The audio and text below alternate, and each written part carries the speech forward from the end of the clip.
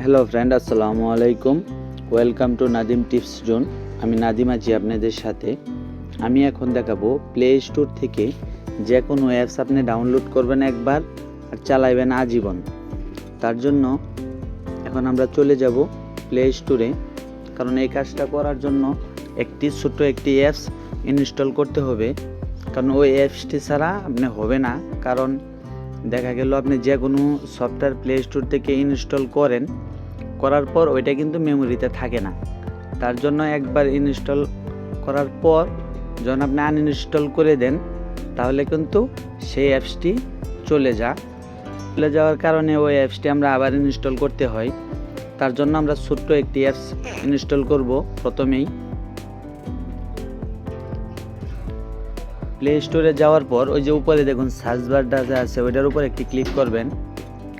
Search বারটা যা আছে ওইটার উপর লিখবেন APK EXTRACTOR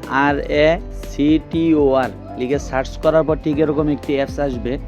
আসার পর ওটা ইনস্টল করবেন। যত অ্যালাউ পারমিশন চাইবে সবগুলা কমপ্লিট করে দিবেন। দেওয়ার পর আমি কাজটা দেখাই দিতেছি ওটাতে কীভাবে সেট আপ করবেন। একবার অ্যাপস নামালে আজীবন চলবে, তার জন্য একটা সেটিংস করে নিতে হবে। তাহলে আমরা ওই অ্যাপসটির ভিতর আমরা এখন চলে যাব, দেখাই দিব কিভাবে সেটিংসটা করব। এই অ্যাপসটির ভিতরে ঢোকার পর ঠিক এরকম একটি অপশন আসবে। আর যদি ভিডিওটি ভালো লাগে অবশ্যই একটি লাইক দিবেন, কমেন্ট করবেন আর আমার চ্যানেলটি সাবস্ক্রাইব করে রাখবেন। এরকম আসার পর দেখুন আমি যে কোনো একটি এই অ্যাপসটা তো আগে ডাউনলোড করা হয়েছে। দেখুন আমি যে বিকাশ যে অ্যাপসটা আছে ওইটার উপর একটা ক্লিক করব। ক্লিক করার পর এটা মেমোরিতে চলে যাবে সরাসরি। যেহেতু প্লে স্টোরতে অ্যাপস ডাউনলোড করলে মেমোরিতে যায় না, এই অ্যাপসটার মাধ্যমে আপনি যেগুলো অ্যাপস আপনি ডাউনলোড করবেন সবগুলাই মেমোরিতে নিতে পারবেন। ওই অ্যাপসটার উপর ক্লিক করলেই মেমোরিতে চলে যাবে। এটার উপর ক্লিক করলাম ক্যাপকাট, এটা কিন্তু মেমোরিতে চলে গেছে। তাহলে আমরা দেখুন কিভাবে মেমোরিতে চলে গেল দেখাইতেছি।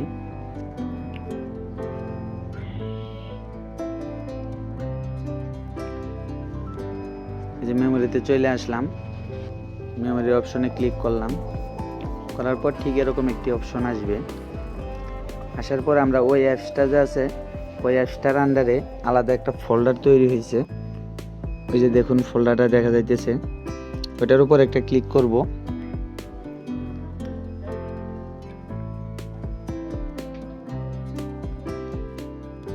ক্লিক করার পর এই জায়গায় এইগুলা নিয়েছি সবগুলা এই জায়গায় ফাইল হয়ে গেছে। দেখুন ওই যে ক্যাপকাট, ওই যে অ্যাপসটা কিন্তু আগে আমার ছিল না। ওই অ্যাপসটার ভিতর দিয়ে আমি মেমোরিতে নিয়ে আসতে পারছি।